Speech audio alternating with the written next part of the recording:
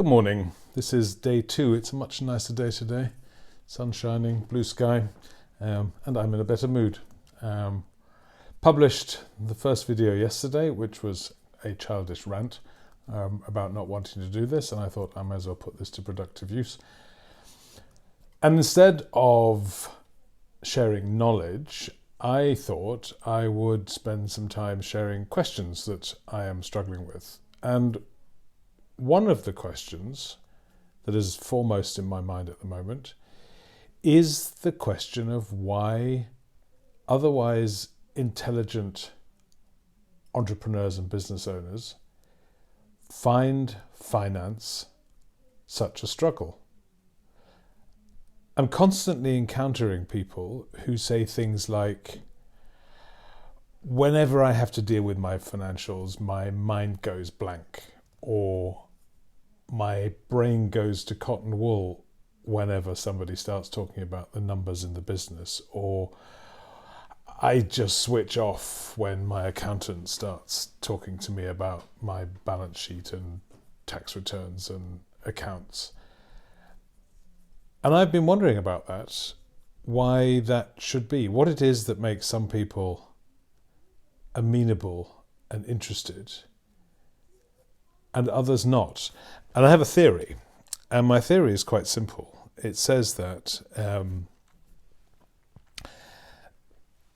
entrepreneurs are basically action people. They do stuff. They make things happen. And finance is an abstract concept. And abstract concepts require a theoretical approach and a mental model in order to be able to make them come to life. And we're never taught that mental model. Most people aren't anyway, unless you've specifically done a course in accounting. And I can tell you that I've come across people who have done accounting at school or maybe even at a higher level and still do not have a robust mental model for understanding how this works in the real world. So there's that side of it. And the other side is one that I know much less about, but I'm starting to figure it out or learn about it slowly. And that is what our brains do when they are presented with complex information or data from a complex information system, and they don't have a sorting office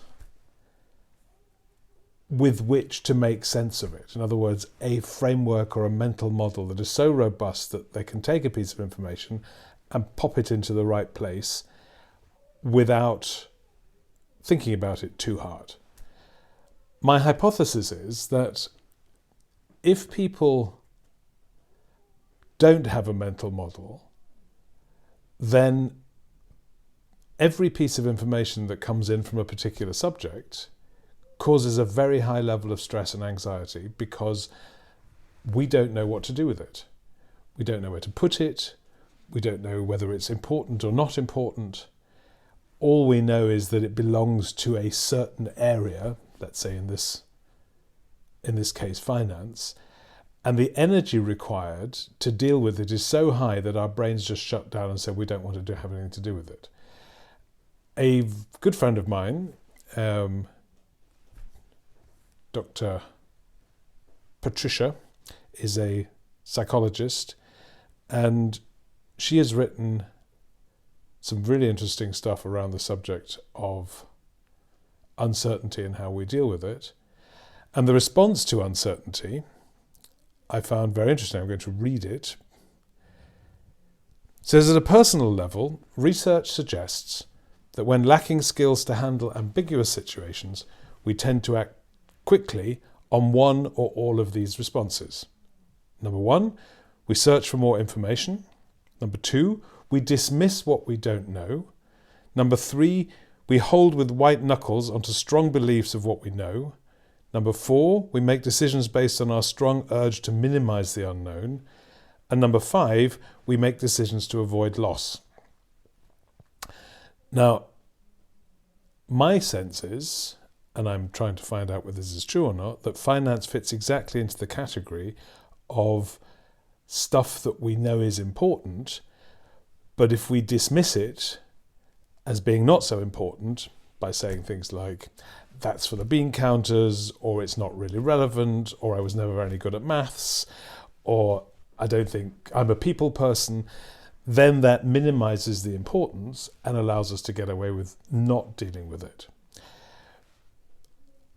On thinking through this problem further, I've felt that there's an axis, like a, what's it called, Boston Consulting Matrix, on two axes. One is at familiar and unfamiliar, and the other one is irrelevant and important. So stuff that is familiar and important, we go into a highly concentrated state and are effective because we have a mental model that works. If something is irrelevant but familiar, in other words, we know what to do with it, that's probably a hobby or an intellectual pursuit.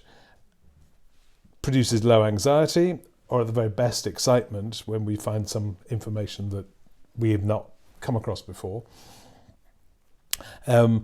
Because we're interested to learn more about it because it's something that interests us, but it's not particularly relevant. If something is unfamiliar and irrelevant, that also produces low anxiety because I don't care and I don't know. The area that produces the most anxiety, if my matrix is a correct one, is the stuff that is unfamiliar but important, or where we have a perceived sense that this might be really important, but we just don't understand it.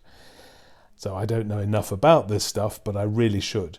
That produces high anxiety and then one of those 5 responses, the most common of which is just to dismiss it as not being so important, or to reduce it to a very, very small area that we think we understand and then act on that. It can also be a very strong spur to action. If I want to remove the unfamiliar aspect whilst maintaining its importance. So I'm going to be working a little bit on that subject over the next week or two, because I think it is fundamental to understanding exactly who and how I should be addressing questions of building a mental model for understanding finance. So that's my video for today, and thank you for tuning in.